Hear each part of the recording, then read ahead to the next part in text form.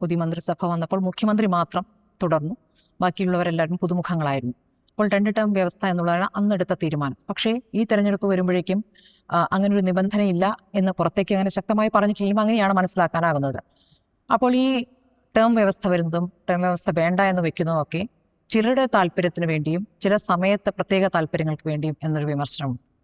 ഈ ടേം വ്യവസ്ഥ കൊണ്ടുവന്നത് അന്നത്തെ സാഹചര്യത്തിൽ ഒരു പാർട്ടി അത്തരമൊരു തീരുമാനമെടുക്കുന്നതിന് വളരെ വലിയ രാഷ്ട്രീയവും സംഘടനാപരവുമായ ധൈര്യം ആവശ്യമുണ്ടായിരുന്നൊരു തീരുമാനമായിരുന്നു അത്. പലരും അതിനെക്കുറിച്ച് പലതരത്തിലുള്ള അഭിപ്രായ പ്രകടനങ്ങൾ നടത്തി. എന്നാൽ CPIM വളരെ ധീരമായി ഒരു തീരുമാനമെടുത്തു, സംഘടനാപരമായും രാഷ്ട്രീയമായും.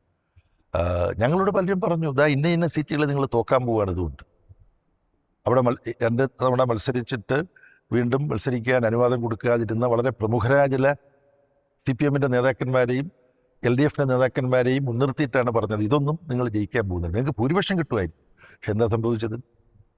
സീറ്റിൻ്റെ എണ്ണം കൂടി, വോട്ടിംഗ് ശതമാനവും മെച്ചപ്പെട്ടു. അപ്പം ഇതാണ് ഉണ്ടായത്. അപ്പം അങ്ങനെ ധീരമായ പരീക്ഷണങ്ങൾ നടത്താൻ കഴിയുന്ന ധൈര്യമുള്ള ഒരു പാർട്ടിയാണ് CPIM എന്നന്ന് തെളിയിച്ചു. അപ്പം CPIM-നെ സംബന്ധിച്ചിടത്തോളം അന്ന് വരെ ഉണ്ടായിരുന്നൊരു സമീപനം മാറ്റിയിട്ടാണ് 5 വർഷം മുമ്പ് ഇങ്ങനൊരു തീരുമാനമെടുത്തത്. അപ്പം കാലം മാറുന്നതിനനുസരിച്ച് എടുത്ത നിലപാടുകളിൽ എന്തെങ്കിലും പുനഃപരിശോധന ആവശ്യമുണ്ടോ എന്ന് പരിശോധിക്കാനുള്ള അവകാശം CPIM-നുണ്ട്.